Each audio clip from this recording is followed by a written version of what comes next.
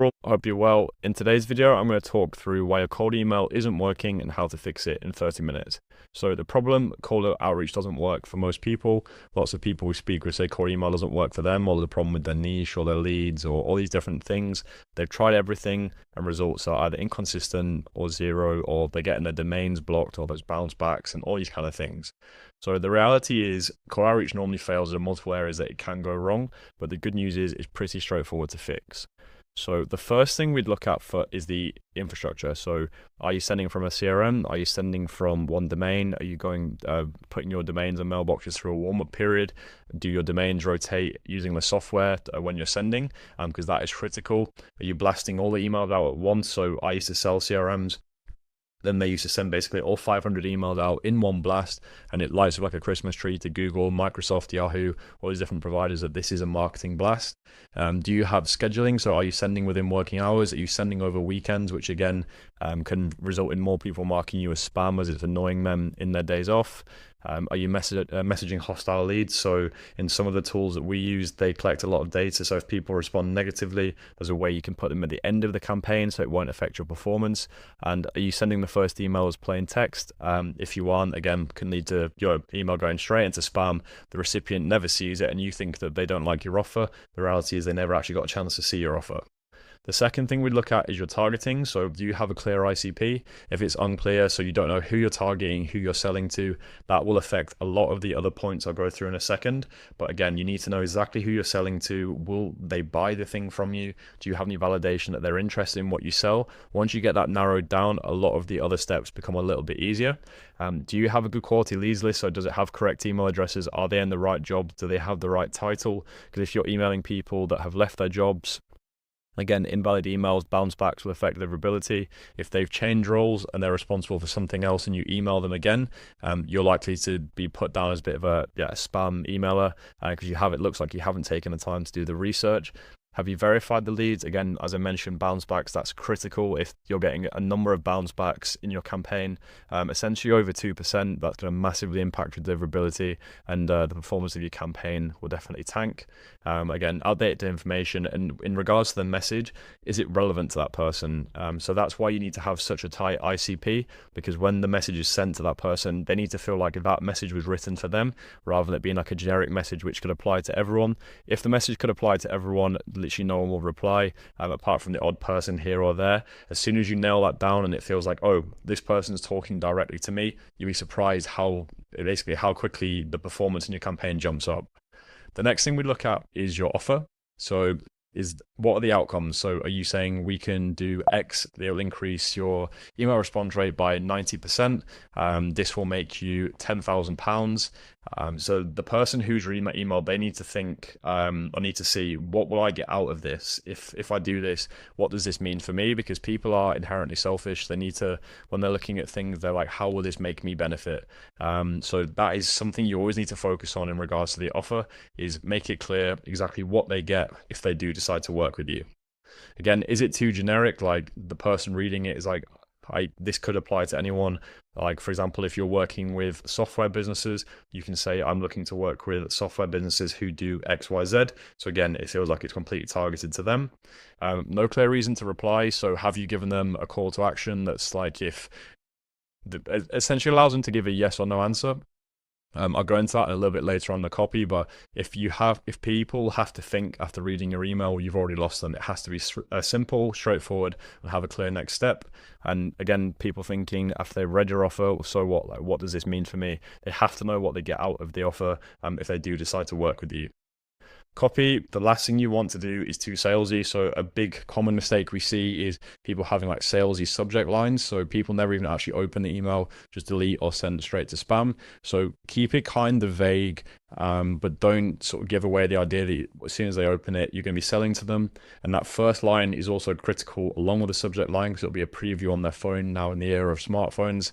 So again, make sure that it's relevant to them, and it's not just straight into some sort of pitch, because the thing you don't want to do with email, which is a common mistake, is actually sell them over the email. You just want to start a conversation. You want to get them onto a call. You want to get a chance to sort of speak with them. No one's really going to buy from you unless you're yeah, like thousands of followers or that kind of stuff off the back of just an email. You want to sort of build that trust and get a chance to open the door and sort of build on that conversation, provide some value to them.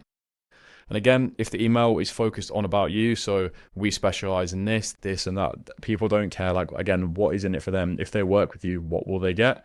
Overwritten, so you'd be amazed basically by how much people overcomplicate their email. So the key here, simple as possible. I think Hormozy says in one of his books, he altered all of his emails to have a 6th grade reading ability. As soon as he did that, he got better responses because people who aren't aware of sort of certain terminology and this kind of stuff were actually starting to understand his emails and then came back to him. Again, similar to offer, unclear what you're selling, make it explicitly clear, this is what you do, this is the outcome. And then the call to action, which we touched on previously as well, you want to give people the ability to say yes or no. So for example, every question or every call to action you have at the end of your email should give the ability for the person to simply reply yes, and then that leads into the next step. If it's asking them to think, like I said, or they're not too sure what it means, or they're not like, for example, you ask someone to book in a call, like, are you free for a call on Thursday at 2 p.m? They then have to go check their calendar, see if they are free. If they're not free, then have to come back and propose different times. And again, you're also asking someone to commit their time to someone they've never met before, they've never spoken to before. And we live in a sort of a trust market at the moment. If people don't trust you, that'll just be ignored and they won't take action on it. So remember, yes or no answer to the call to action you've put in place. A big thing that people also forget to do with emails is follow-up. So send one email, don't get replies, say it doesn't work. You'd be amazed at how many people will come back to you after they've seen a number of emails, essentially just providing value each time. Then they're like, oh, this person does know what they're talking about. They're not just trying to sell me. They could actually help me. So if you open up your emails with things like just checking in, just circling back, just thought I'd follow up, again, very salesy, very generic. Everyone else sends that, especially in my spam folder is littered with emails like that. You just need to provide value based on my last email, or just go to a whole new point. And this is another, or here's some social proof on the outcomes we've delivered to these clients. Just move the conversation along, but also demonstrating to them why they should trust you.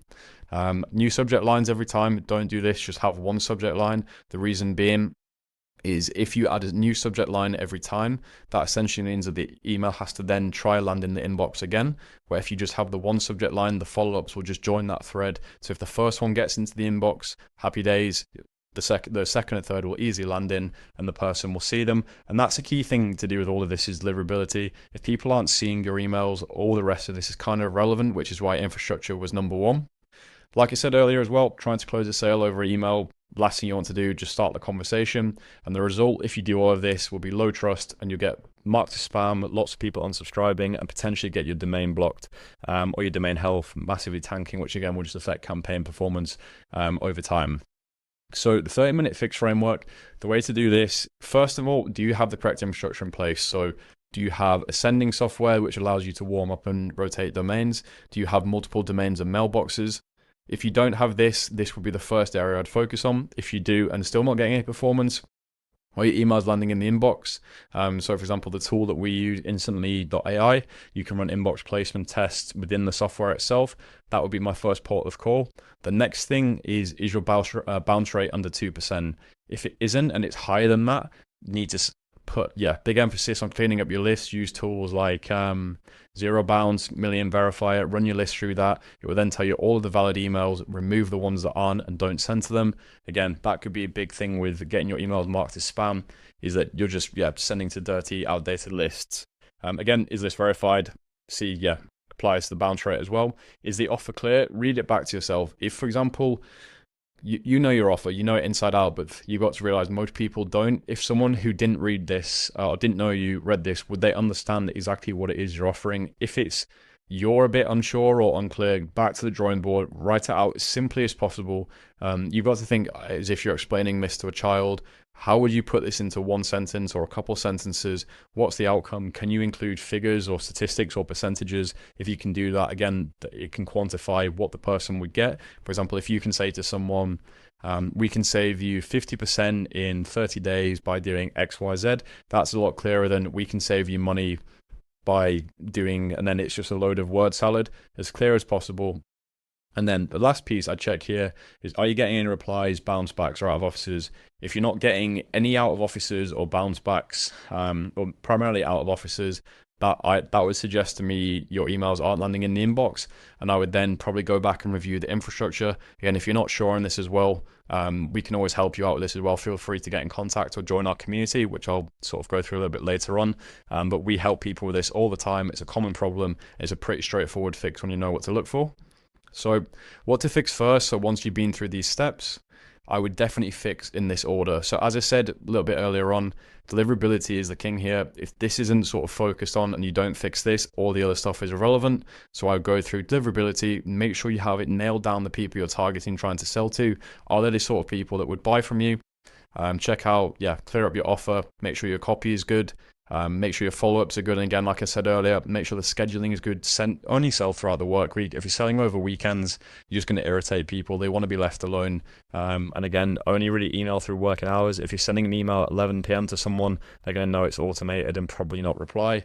And again, most commonly people do this in the wrong order and focus on things like, my copy, my subject line, my leads, all these things. Deliverability first, and the rest will fall into place. So the outbound works when the system works. So Harrison and I, we had 6 months of trial and error, trying out all these different tools. We were the same, different copy, different subject lines. Why aren't people replying? Once we nailed down our infrastructure, everything else kind of fell into place. We read Hormozi's $100 million offers, helped to simplify our offer completely. We added in a quantifiable guarantee for people that our system will pay itself off within 90 days. With that, it removed the risk for people, because if it didn't pay itself off within 90 days, we'll keep working with them for free until it did. But every client to this point has paid it off within 30 days, so performing pretty well. And as I touched on as well, we have this Skool community now called Automated Outbound. So in there, we give you the step-by-step guide to build out your outbound system itself. So cold email, there's also a lesson in there as well on how to set up LinkedIn automation using the tool that we use. With all this, it's basically all the systems that we use to get results. And it's basically all written down for you with videos, modules, etc. And there's also the option as well to work with us on a one-to-one basis. So if you tried all this stuff before, you're still not sure where to go, how to get this sorted, jump into community, have a chat with us, and we can point in the right direction. Thanks.